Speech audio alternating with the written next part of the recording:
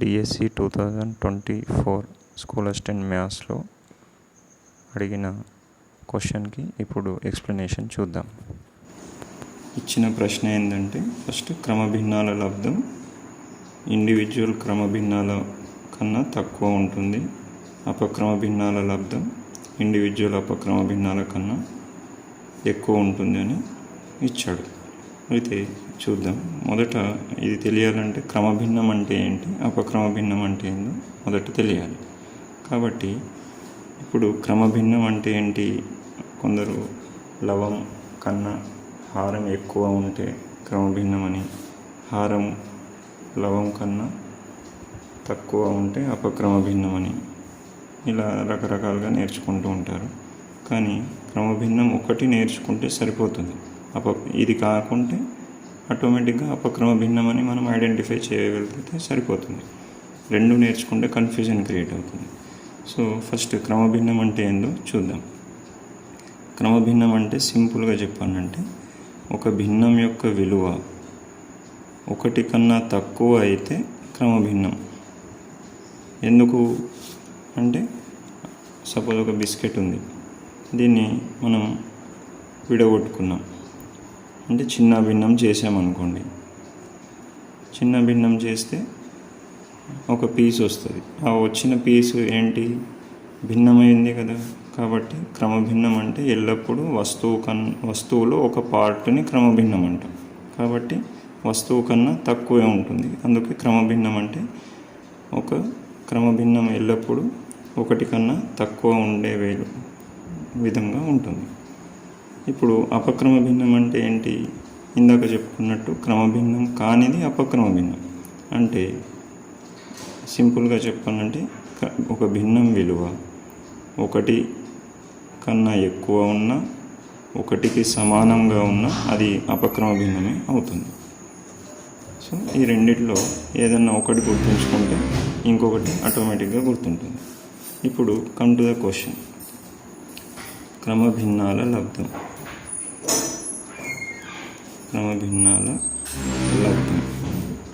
క్రమభిన్నాల లబ్ధాన్ని తీసుకుందాం. సపోజ్ ఒకటి కన్నా తక్కువ ఏదైనా విలువ తీసుకోండి, 1/5. ఒకటి కన్నా తక్కువ ఇంకొక విలువ తీసుకోండి, ఇది కూడా 1/2 అనుకుందాం. ఇప్పుడు వీటి లబ్ధం ఏమవుతుంది, 1/10 అవుతుంది. ఇప్పుడు గమనిస్తే ఈ 1/5, 1/10ని పోల్చండి. 1/5 కన్నా 1/10 ఎక్కువనా తక్కువనా చూడండి. 1/5, 1/10 ఏది ఎక్కువ? ఇప్పుడు 1/5 పెద్దది, 1/5 అనేది చిన్నది అవుతుంది. ఓకే, నెక్స్ట్ 1/2, 1/10ని పోల్చండి. 1/2 అనేది పెద్దది అవుతుంది, 1/10 అనేది చిన్నగా అవుతుంది. డైరెక్ట్గా ఇలా చెప్పడం రాకుంటే మీరు దశాంశ భిన్నాలలో కూడా సేమ్ ఇదే చేయొచ్చు. 1/5 అంటే 0.2, 1/2 అంటే 0.5.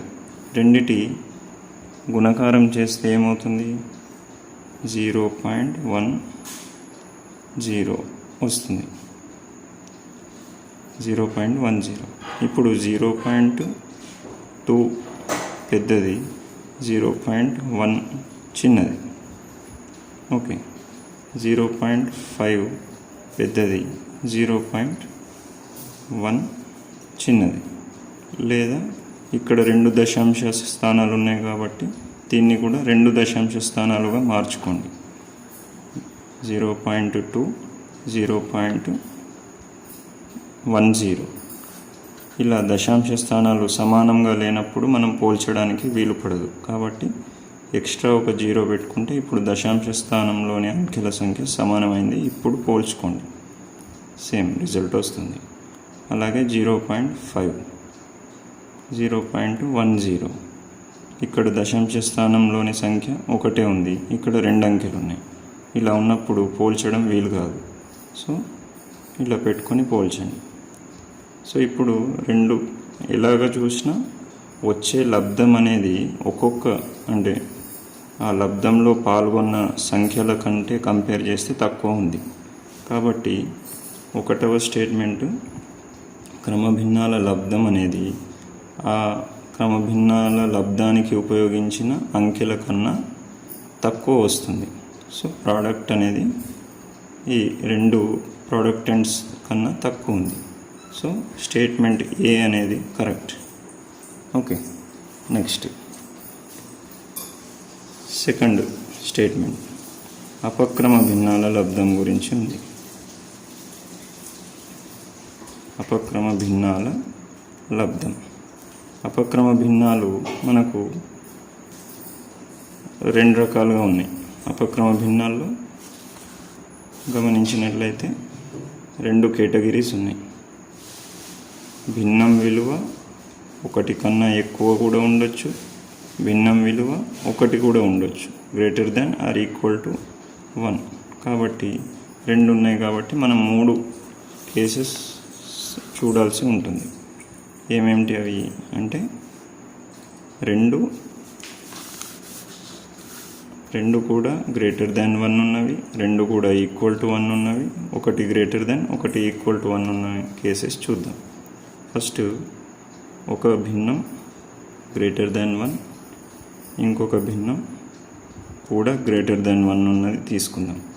అంటే సపోజ్ 1.5 ఇది గ్రేటర్ దాన్ 1, ఇంకొక భిన్నం 1.2 ఇది కూడా గ్రేటర్ దాన్ 1. ఇప్పుడు ఈ రెండింటిని గుణించండి. 1.5 ఇంటూ 1.2 దీని విలువ ఎంత వస్తుంది? 1.80 వచ్చింది.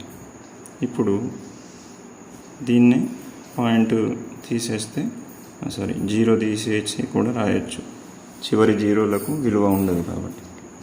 సో ఇక్కడ అబ్జర్వ్ చేస్తే మొదటి నంబర్ కన్నా ఇది ఎక్కువే ఉంది, సెకండ్ నంబర్ కన్నా ఎక్కువనే ఉంది. కాబట్టి 1.5 కన్నా వచ్చిన లబ్ధం ఎక్కువ ఉంది, 1.2 కన్నా వచ్చిన లబ్ధం ఎక్కువే ఉంది. సో ఈ ఎగ్జాంపుల్లో బి స్టేట్మెంట్ కరెక్ట్ అని మనకు అనిపిస్తుంది. మరి సపోజ్ రెండు కూడా రెండిట్లో ఒకటి పెద్దది, ఒకటి కన్నా ఇంకొక భిన్నము లెస్ దాన్ 1 ఈక్వల్ టు 1. ఎందుకంటే ఈక్వల్ టు 1 ఉంటే కూడా అపక్రమ భిన్నమే కదా. కాబట్టి నేను ఈ విధంగా తీసుకుంటున్నాను. సపోజ్ ఇది 1.5 గ్రేటర్ దాన్ 1 అపక్రమ భిన్నం అవుతుంది. 1 ఈక్వల్ టు 1 ఇది కూడా అపక్రమ భిన్నం అవుతుంది. ఇప్పుడు ఈ రెండిటి లబ్ధం చూద్దాం. 1.5 ఇంటూ 1 చేస్తే 1.5 వచ్చింది. ఈ వచ్చిన రిజల్ట్ని ఇద్దరితో కంపేర్ చేయండి. 1.5 లెస్ దాన్ 1 అంటే వచ్చిన రిజల్ట్ ఇచ్చిన దానికంటే ఎక్కువ ఉందా? లేదు. మరి ఇక్కడ కూడా రెండవ సంఖ్యతో పోలిస్తే వచ్చిన లబ్ధము ఆన్సర్ అనేది ఎక్కువ ఉంది, దీనికన్నా ఎక్కువ వచ్చింది. దీనికన్నా కూడా ఎక్కువ వస్తే అతను ఇచ్చిన స్టేట్మెంట్ రైట్ అని చెప్తాం. కానీ రెండిటికి అలాగా ఇక్కడ వచ్చినట్టు రాలేదు. అంటే ఇక్కడ వచ్చిన ఆన్సర్, వచ్చిన లబ్ధం అనేది రెండు సంఖ్యల కన్నా పెద్దది ఉండాలని చెప్పాడు. సో బి స్టేట్మెంట్ ఇక్కడ రైట్ అయింది. కానీ ఈ విధంగా తీసుకుంటే అది రైట్ కావట్లేదు. సరే, ఇంకొక కేసులో కూడా చూద్దాం. రెండు కూడా ఒకటికి సమానమైనవి అనుకోండి. ఫర్ ఎగ్జాంపుల్ 2/2 తీసుకున్నాను, ఇది 3/3 తీసుకున్నాను.